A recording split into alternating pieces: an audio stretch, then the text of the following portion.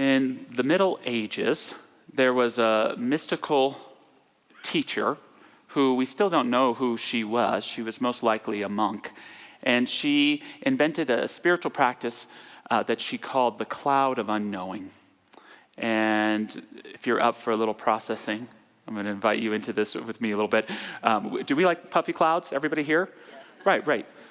So we're going to imagine below us a puffy cloud that we're going to call the cloud of forgetting. And if you want, you can close your eyes with me, and all that you do is any memory that comes up, any thought at all, we just push it down into this cloud of forgetting. That thing she said to you, that moment where you did not lead with as much kindness as you would have liked to have, that sports game that didn't go your way, just keep pushing any memory down into this cloud of forgetting. And what the teacher tells us is eventually we will arise into a cloud of unknowing. Into a cloud of unknowing. As we keep forgetting, we find ourselves in this cloud of unknowing. It's a mysterious cloud. It might even be a little scary, a little dark, but don't worry, it's still puffy. And in this cloud of unknowing, the teacher tells us if we are allowing ourselves to be there with courage and faith, that the Spirit will reveal itself, that the divine will announce itself in us, that God will appear. How interesting when we move through all of the surface and trivial thoughts in our consciousness, that we can have revealed through us our connection with the divine power. Thomas Merton alluded to the amazing spiritual paradox that the only way to understand ourselves is to understand God. And the only way to understand God is to understand ourselves. Now, this exercise, although mystical, is very practical. What's the message? Forget the trivial and remember what's essential. When we allow ourselves to forget the trivial, what is essential, we are reminded of. It reveals itself to us in a powerful, meaningful way. That God, Spirit, life is right there. Thus, I've entitled the message today, The Spirit of Forgetting. Or if we want to be lighthearted about it, we'll call it the spiritual practice of forget about it. Can you say that with me on 3? 1, 2, 3. Forget about it. Thank you to the great mystical Italian Americans who gave us that saying. I think part of it is because we're growing older in our society, but have you noticed the emphasis on memory?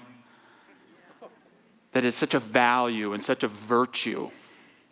Check out the memory on Brenda. She's as sharp as a tack. She's like a computer. She can remember anything. And part of it, is this collective pressure we have on having this thinking mind be in charge of every single aspect of our existence. And if it slows down just for a little bit, that's not good. You have to be able to be in control of your life. I was putting my daughter to sleep a couple months ago and lying next to her until she falls asleep. That's where I get most of my thinking done. And I realized I need to get into my safe. And the safe has a little code. I usually walk right up to it and I put it in and it opens up. And this moment I'm asking myself, what's the combination? And I couldn't remember a single number to the combination of that safe. And I responded with a wonderful ministerial consciousness and went immediately into a deep and profound panic. What is wrong with me? Why can't I remember this combination?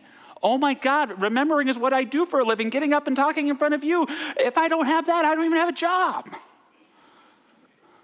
And it's amazing when this computer, this controlling memory isn't working for us, how quickly we isolate ourselves.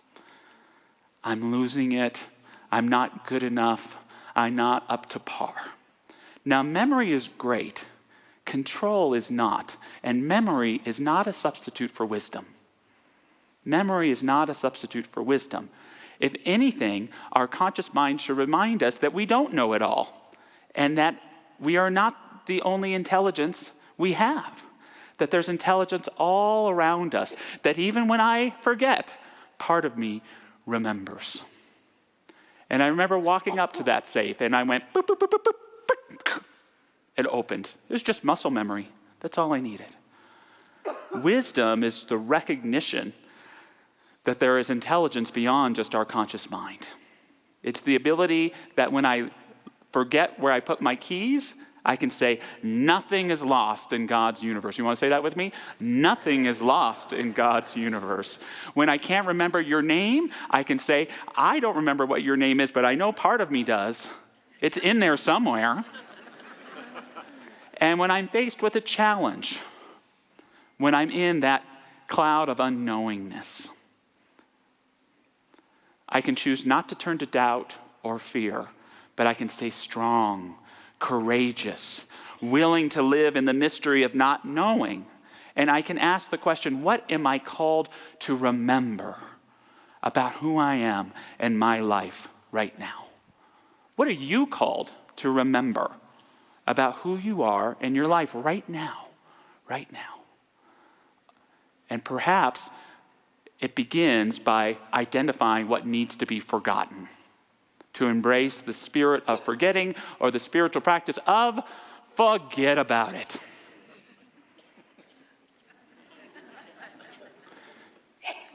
I'm not criticizing memory, but I sure do think it's overrated. As long a list I have of things I'd like to remember, I have just as long a list of things I wouldn't mind never having to remember again. That thing she said to me, that time I led with something other than kindness or compassion. Those deep wounds and all those little scrapes, those moments of self-doubt, forget about it. Just let it go. Don't forget to forget. Forget to remember. Because when we allow ourselves to forget the trivial, we can remember the essential. When we forget what isn't the truth about who we are, but what we tell ourselves about our experience, and we allow ourselves to remember this moment, this day, the intelligence that is right here and right now available to us. Now I remember. Now I remember. Don't forget to remember.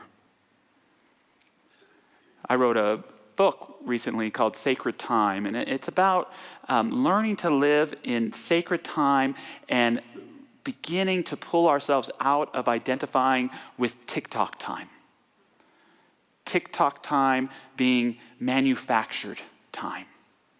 It's where we identify ourselves with being a schedule and a to-do list and a daily planner.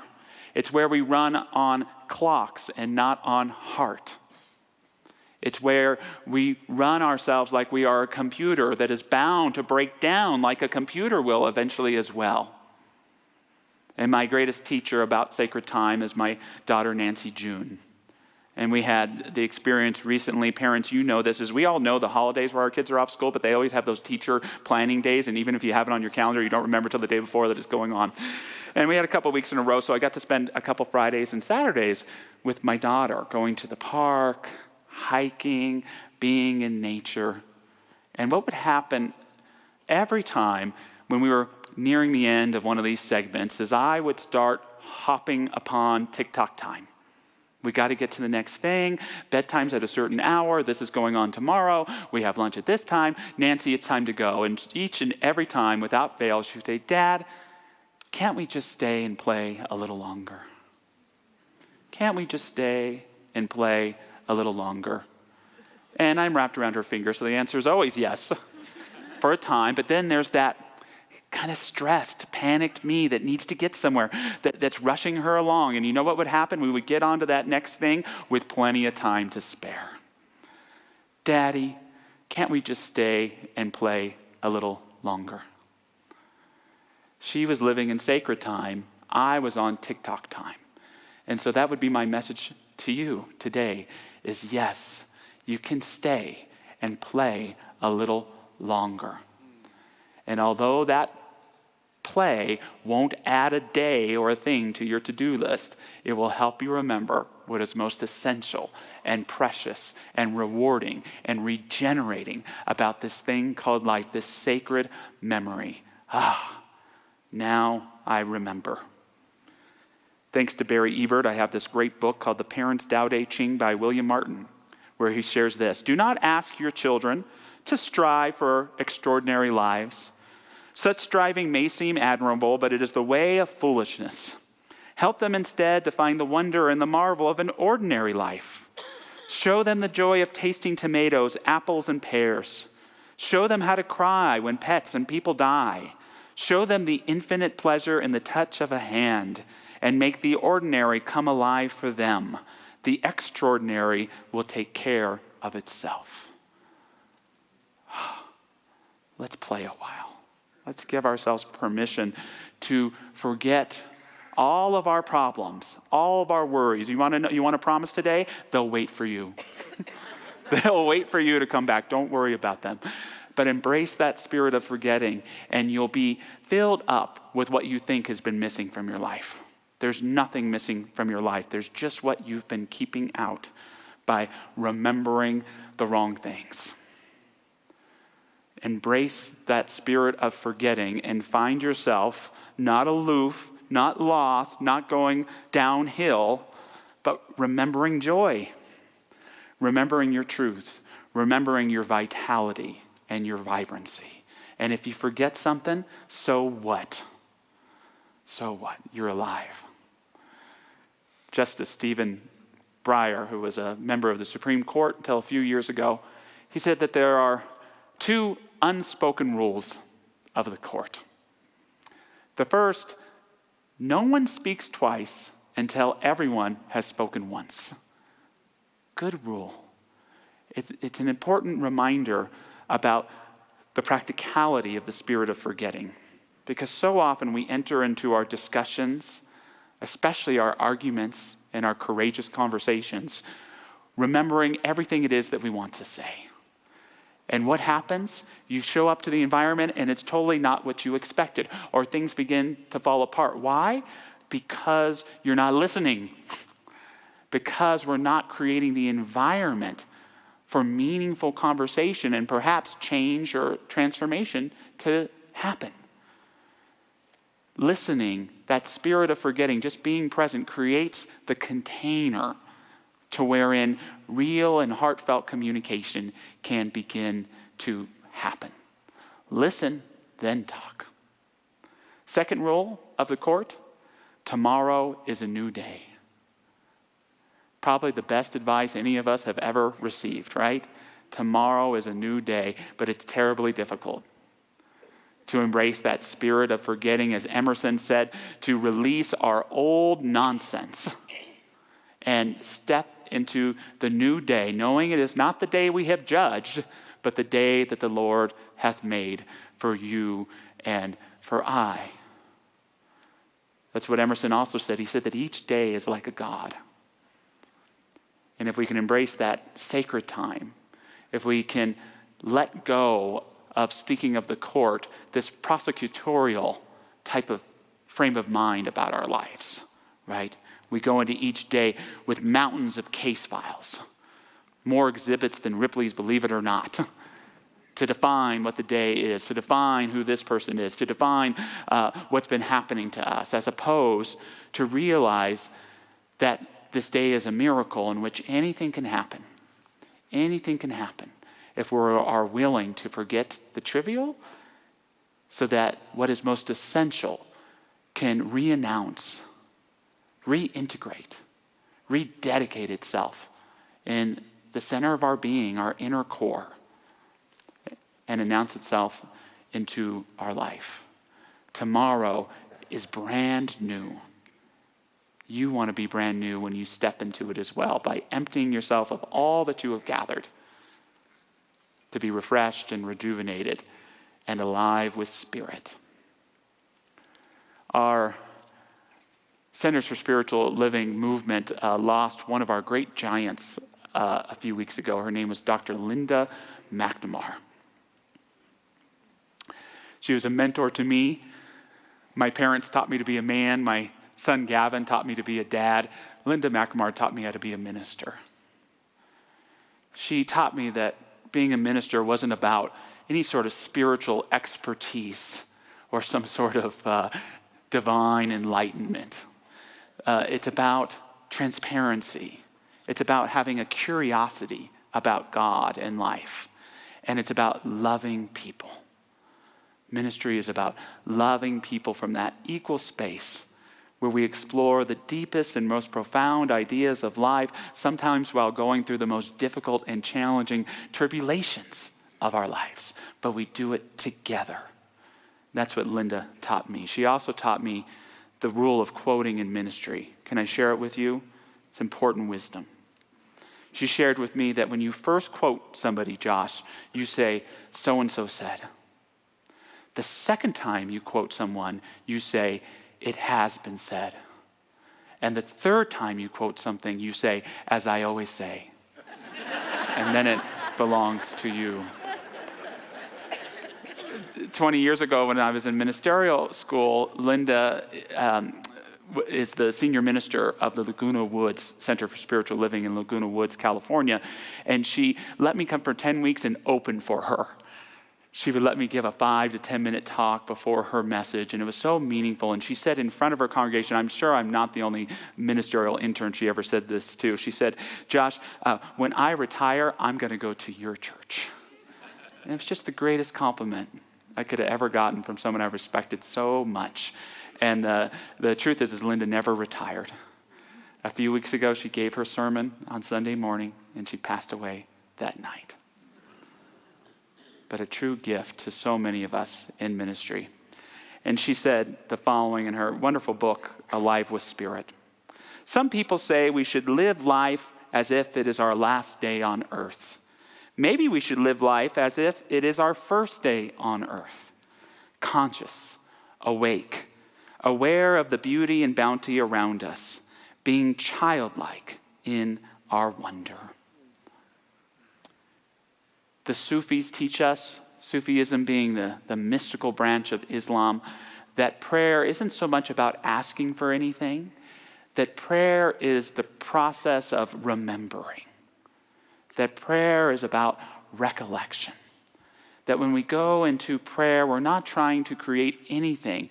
We're simply going into that cloud of forgetting, letting go all of the stuff we've been telling ourselves, all the surfacey stuff, to allow the jewels that are sometimes buried deep within us to be revealed again, to be wiped clean so that they can shine in our awareness in our lives. And we realize in that recollection, that's all we needed.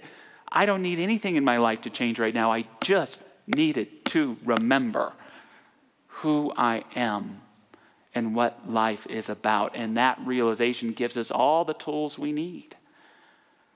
Whenever we're struggling, whenever we're having a hard time, whenever life sucks, it's just a call to forget. It's just the call to embrace that spirit of forgetting, to allow that spirit of sacred remembering to announce itself in us again. It's a time to realize that all we're called to remember in this moment is the living Spirit, the Holy One.